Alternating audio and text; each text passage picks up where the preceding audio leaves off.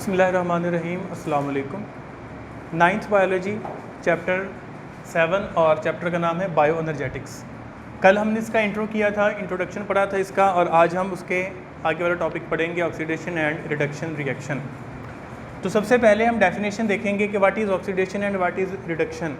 तो ऑक्सीडेशन एक ऐसा केमिकल रिएक्शन होता है जिसमें कोई भी एक जो है वो एटम कह लें कि या एक मॉलिक्यूल कह लें चलें कि जब एक मॉलिक्यूल या एक एलिमेंट या कोई भी स्पीशी अपने अंदर से एक इलेक्ट्रॉन निकाल दे या एक हाइड्रोजन उसके अंदर से निकल जाए तो इसको हम कहते हैं कि उसकी ऑक्सीडेशन हो गई। और अगर उसमें इलेक्ट्रॉन ऐड हो जाए या हाइड्रोजन ऐड हो जाए तो उसको हम कहते हैं कि उसकी रिडक्शन हो गई। तो यहाँ पे एक चीज़ जो है वो काबिल गौर है, और वो क्या है कि यहाँ पे हमने लिखा है कि जहाँ पे इलेक्ट्रॉन रिमूव हो रहा है वहाँ पे हाइड्रोजन रिमूव हो रहा है, और जहाँ पे इलेक्ट्रॉन ऐड हो रहा है वहाँ पे हाइड्रोजन ऐड हो रहा है। तो हमने ऐसा क्यों लिखा? उसकी वजह ये है कि जो हाइड्रोजन की अगर आप बात करें हाइड्रोजन एटम की, तो हाइड्रोजन एटम जो है वो बहुत छोटा एटम है। उसमें अगर एक प्रोटॉन है उसके अंदर, अगर उसमें एक प्रोटॉन है और उसके बाहर जो इलेक्ट्रॉन है वो भी एक ही है, तो उसके पास एक ही इलेक्ट्रॉन है और एक ही प्रोटॉन है। इसका मतलब कि अगर एक चीज़ है जिसके पास एक हाइड्रोजन है, इट मीन्स कि उसके पास एक हाइड्रोजन है, इसका मतलब कि उसमें एक इलेक्ट्रॉन है। तो हाइड्रोजन उसके पास होना या इलेक्ट्रॉन उसके पास होना सेम चीज़ है। तो जब वो अपने अंदर से हाइड्रोजन निकाल देगा, यही हम समझेंगे कि उसने अपने अंदर से एक इलेक्ट्रॉन निकाल दिया। क्यों? क्योंकि उस हाइड्रोजन के पास एक इलेक्ट्रॉन था। अगर वो हाइड्रोजन को निकालता है मतलब कि वो इलेक्ट्रॉन को निकालता है अपने अंदर से। और बिल्कुल इसी तरह अगर कोई अपने अंदर हाइड्रोजन को ऐड करता है, इट मीन्स कि वो इलेक्ट्रॉन को ही ऐड कर रहा है, क्योंकि जो हाइड्रोजन है उसके पास सिर्फ एक ही इलेक्ट्रॉन है। अब ये हम चीज़ें बायो के अंदर क्यों स्टडी कर रहे हैं? क्योंकि जो बायो एनर्जेटिक्स है इसमें हमने देखना होता है energy relationship and energy transformation. कल हमने देखा था कि जब कार्बन डाइऑक्साइड और वाटर को मिलाया जाता है तो ग्लूकोज बनता है और एनर्जी उनके अंदर स्टोर हो जाती है। जब वो बॉन्ड ब्रेक होता है तो एनर्जी दोबारा हासिल हो जाती है। हमने ये नहीं बात की थी कि ऐसा किस तरह होता है, वो हम आज उसका थोड़ा सा ओवरव्यू लेने वाले हैं कि ये काम किस तरह से होता है। याद रखें कि जो एनर्जी है वो इलेक्ट्रॉन की पोजीशन पे डिपेंड करती है कि इलेक्ट्रॉन कहाँ खड़ा है, इलेक्ट्रॉन किस जगह पे है। जैसा कि अगर हम ये बात करें कि एक ऑक्सीजन एटम है, वो जब एक दूसरे ऑक्सीजन एटम के साथ बॉन्ड बनाकर रहता है, ठीक है, तो उस वक्त वो एक स्टेबल चीज़ होती है, जिससे क्या होता है कि अगर आप इस बॉन्ड को ब्रेक करेंगे तो कोई ख़ास एनर्जी नहीं निकलेगी। लेकिन अगर यही ऑक्सीजन जो है वो एक हाइड्रोजन के साथ बॉन्ड बना ले तो इस सूरत में जब आप बॉन्ड तोड़ेंगे तो आपको बहुत एनर्जी मिलेगी। अब ऐसा जो है वो क्यों होता है? उसकी रीज़न ये होती है कि जब फ़र्ज़ किया कि ये हाइड्रोजन है और यहाँ पे हम बना लेते हैं ऑक्सीजन, फ़र्ज़ किया कि ये हाइड्रोजन है और ये ऑक्सीजन है।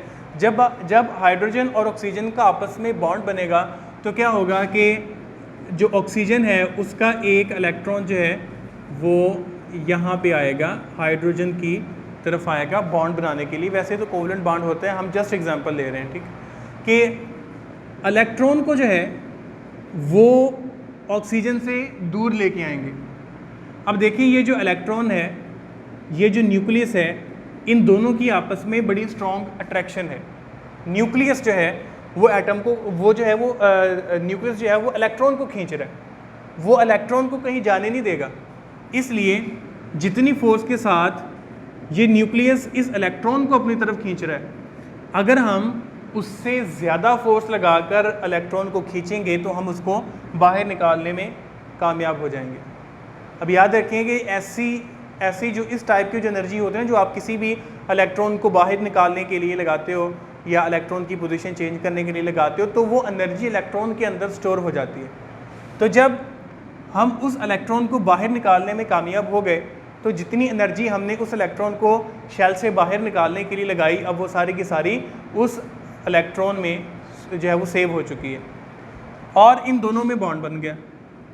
अब क्या होगा कि जब ये बॉन्ड टूटेगा बॉन्ड किस तरह टूटेगा कि जो इलेक्ट्रॉन हम ऑक्सीजन से लेके आए थे, जब वही इलेक्ट्रॉन वापस ऑक्सीजन की तरफ चला जाएगा तो बॉन्ड खुद ब खुद ब्रेक हो जाएगा। और हमने इस इलेक्ट्रॉन को यहाँ से यहाँ लाने के लिए एनर्जी लगाई जो इसके अंदर महफूज है, सेफ है इसके अंदर। तो जब ये वापस अपनी जगह पे जाएगा तो हमें हमारी एनर्जी वापस कर देगा। तो इस तरह आपको पता चला कि इलेक्ट्रॉन की पोजीशन जो है वो एनर्जी की रिस्पॉन्सिबल है, कि कितनी एनर्जी मिलेगी तो ये बॉन्ड पे भी डिपेंड करता है।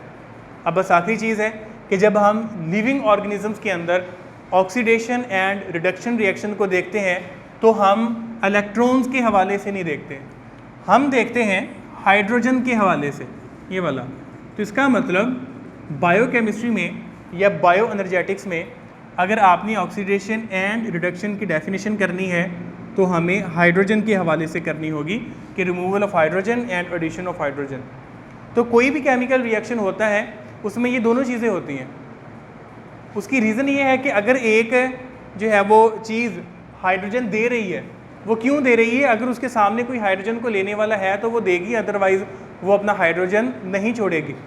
तो इसलिए हम इसको यहाँ पे यूँ लिख सकते हैं कि अगर फ़र्ज़ किया कि A और B का आपस में रिएक्शन हो रहा है जिससे C और D बन रहे हैं, इस केस में अगर ये A जो है वो अपना हाइड्रोजन B को देता है, सॉरी A जो है वो अगर हाइड्रोजन निकालता है तो उसी सूरत में निकालेगा अगर B उसको लेने के लिए रेडी है। अगर B उसको लेना ही नहीं चाहता तो A नहीं देगा। इसलिए जब भी ये केमिकल रिएक्शन होता है तो उस केस में एक चीज़ जो है वो हाइड्रोजन को रिमूव कर देती है और एक जो है वो उसको ऐड कर लेती है, अपने अंदर जो है उसको एब्जॉर्ब कर लेती है।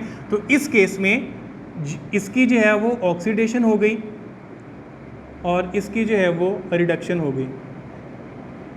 अब क्योंकि ये एक ऐसा केमिकल रिएक्शन है जिसमें ये दोनों चीज़ें हो रही हैं, तो ऐसे केमिकल रिएक्शन को हम कहेंगे रिडॉक्स रिएक्शन।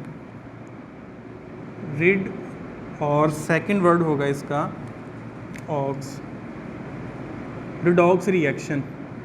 अब इसको रिडॉक्स रिएक्शन क्यों कहा जाता है? क्योंकि RED मतलब कि रिडक्शन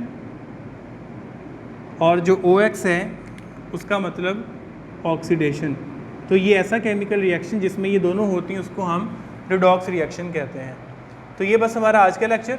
कल हम एक बहुत इंपॉर्टेंट जो है वो टॉपिक कवर करने वाले हैं ATP के हवाले से, तो वो हम इंशाल्लाह कल स्टार्ट करेंगे। तब तक के लिए अपना ख्याल रखिएगा। अल्लाह हाफ़िज़।